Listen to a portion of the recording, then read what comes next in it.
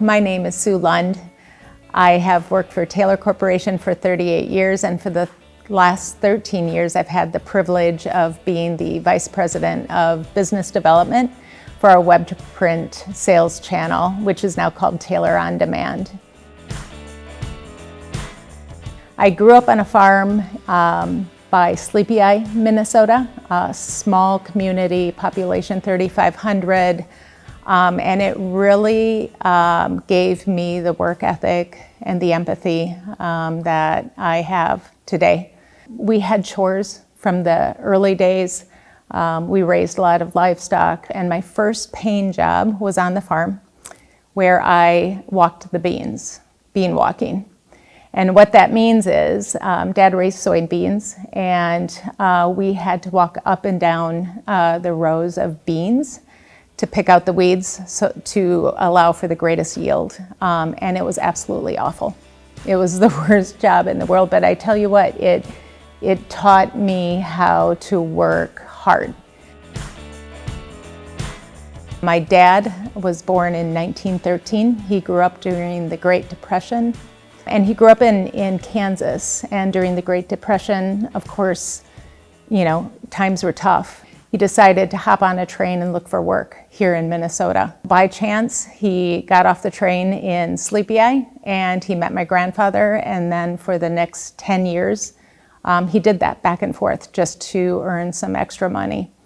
Fortunately, he met Mom. They fell in love and got married, and he planted his roots here in Minnesota.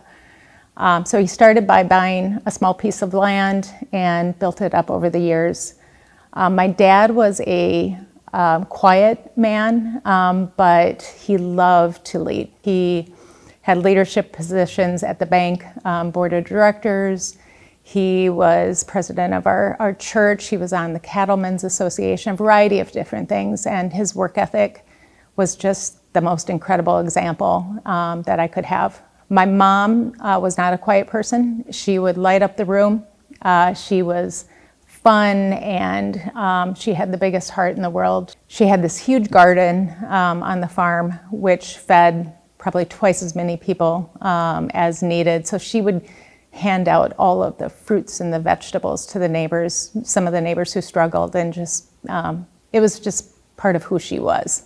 My parents were older, so I had the luxury of spending more time with them in the summer as they slowed down a little bit.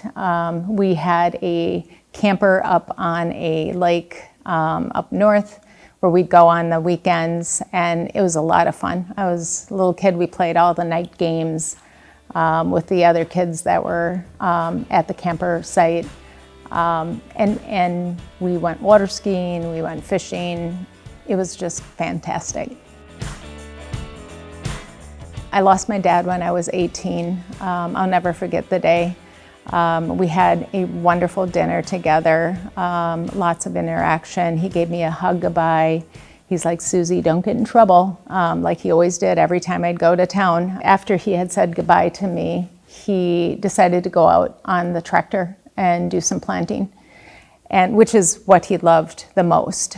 I came home that night and found that he had a massive heart attack on the tractor. And for an 18-year-old, that's extremely traumatic. However, he died doing exactly what he loved to do. And that really gave me great comfort. There was a period of about 3 or 4 years where I lost my brother, my sister, my mom, her significant other, and my niece. And it was really kind of overwhelming. But what I realized is the importance of living every day to the fullest and never leaving someone you love without having them know how much you love them. I also know that someday we'll all be together again, which is comforting for me. But it puts priority on spending time, making the time for family, the little things. After high school, I moved to the big city of Mankato.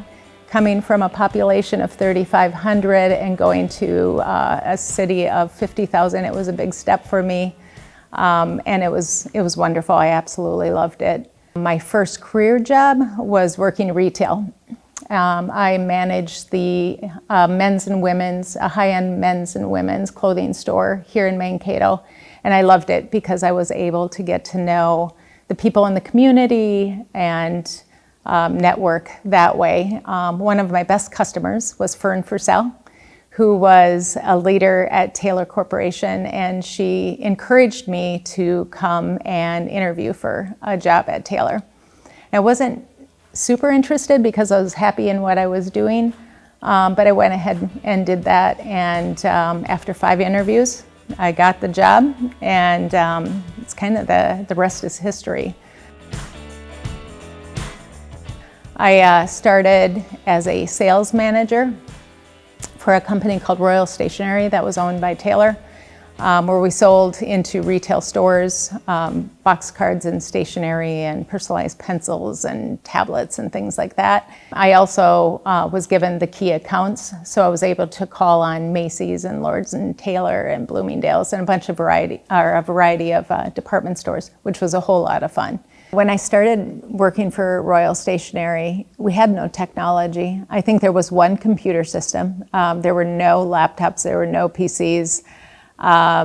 Inventory was done by hand counting out in the warehouse with a yellow legal pad. I remember our warehouse guy coming in, and I'm thinking, how do you keep track of everything? It was kind of crazy. I worked at Royal Stationery, then I was able to move over into our sales and marketing building, which was fantastic. It was a beautiful building full of windows, and I remember working on a Sunday afternoon. I was the only person in the building thinking, gosh, I'm so grateful for this building. And a week later, they said, guess what? You're all moving into the Carlson Craft production building. And at first I was like, oh, there's no windows. But I tell you what, it was the best move ever because we were able to really lean in and understand operations and understand the ins and outs of our business so that we could better represent ourselves with our partners and understand the pain points. Fast forward a bit, I had my first son and decided that I wanted to go part-time. And Taylor supported me in that. And I moved into a role of product development. So I was able to focus on all of our holiday card programs over the years, working with our designers and our marketing people to develop some really nice holiday programs, which was a blast. I loved it. Fast forward to 2013, a position came open to head up the sales team for our web to print business. And Irv Wiebe was our company president at the time, and Irv sat me down and said, Sue, I think you would be great for this position. And I'm like, no, thank you. And a couple days later, Irv's like, Sue, I really think you'd be great because you are so passionate for our customers. And I'm like, Irv, thank you, but no thank you. And then a couple of days later, he pulled me in his office and he's like, Sue, what is your problem? And I said, Irv, this position would require me to negotiate 60-page contracts. And Irv's like, Sue, we have a legal team that can support you with that. And I said, it also has its own P&L because it was its own business. And I'm like, Irv, I come from product development. I don't understand the P&L. And he's like, Sue, we have finance people that can help you. And he's like, Sue, I am here to support you. I want you to think about this. You're the perfect person for the position. So I went home and I talked to my husband, Rich, and I prayed about it. And all of a sudden there were a few signs, like emails that I received or things that came up that were like definitely signs from God. And Rich said to me, Sue, if you're looking for a brick to hit you in the head, this is it. You need to go for this. So I did, and it has been the most incredible journey. We formed partnerships with some of the biggest .coms in the country, and it's been absolutely amazing. Taylor Corporation is a huge corporation. We have 10,000 employees, but when you work here, you don't feel like you're a huge corporation. I think about my sales team, and they are family to me. I think about the people that I depend on and wouldn't be successful without them. Our operations, our IT, our creative team. Again, you get to know these people, you get to know a bit about their families, you understand what they're going through. The culture is absolutely incredible. I think about where I came from. I worked retail. I started as sales manager. I went part-time. The company supported me with this. I was encouraged to take on a bigger role, and I dug in and embraced it. If you would have told me 38 years ago that I'd be a vice president of business development, I would have kind of laughed about it. But really, anybody in any role has the opportunity at Taylor to pursue their dreams. There aren't any limits. Did I have a huge background in business development? Absolutely not. But did I have the people to surround me that could help lift me up and make me successful? Absolutely. I'm married to my best friend, Sue Lund, who also served for Taylor for 30 years. So if you add that up, we almost have 70 years of service at Taylor. We have 4 beautiful children. We have 5 grandchildren and 4 granddogs who love to come and visit Grandma and Grandpa quite frequently. Stephen lives in town. Stephen's a financial planner, married to Jenny, and they have 4 kids that are within 6 years of each other, which is a handful. He just jumps in. He is the best dad, and he cares so deeply, not only about his own family, but about Rich and I and his siblings. Allie is amazing. Allie is a dentist. She just bought her first practice a year ago in Edina. She is hardworking and determined and strong, and she just got married a few months ago to Eric, who we welcome into our family with open arms. He is a kind, gentle human being as well. Cole is a deputy sheriff for Blue Earth County. Cole, I have so much respect for Cole. Cole's married to Julia, and Julia works at Loyola at the Catholic school that Stephen and Jenny's kids go to. Julia's the school counselor, and again, they both have such giving hearts, and they have a little boy, Brooks, who's absolutely adorable and goes to Golden Heart now. And then Shelby's my baby. Shelby is in grad school in Milwaukee, and she's going to be a dentist as well, and she has 2 more years left. And then she will be moving back to Minneapolis and eventually working with her sister. Family is absolutely everything to me. And it took me a while to understand that I don't have to be the mom forever and give them advice forever. That I just need to be there for them as they are here for me as well. My kids are hardworking, kind, and respectful people, and we love the time that we have together. We love to hike.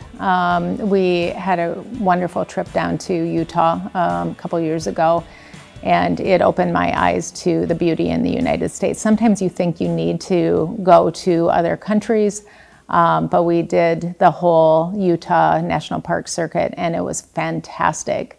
Nights at home, you know what, we go for walks. We love sitting out on the pontoon.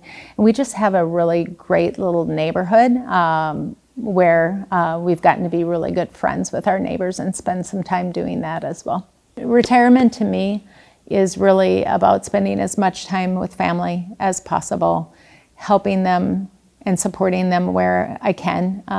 You know, my mom was a little bit more elderly when I was raising kids, and as wonderful and supportive as she was, she kind of had her own life and didn't spend as much time with us. So if I can help my kids with certain things, I will absolutely do that. Rich and I want to travel. We want to see all the national parks. And we also want to be more involved in the community. Our daughter owns her own practice. I'd love to get involved in that and help her and support her in any way I can.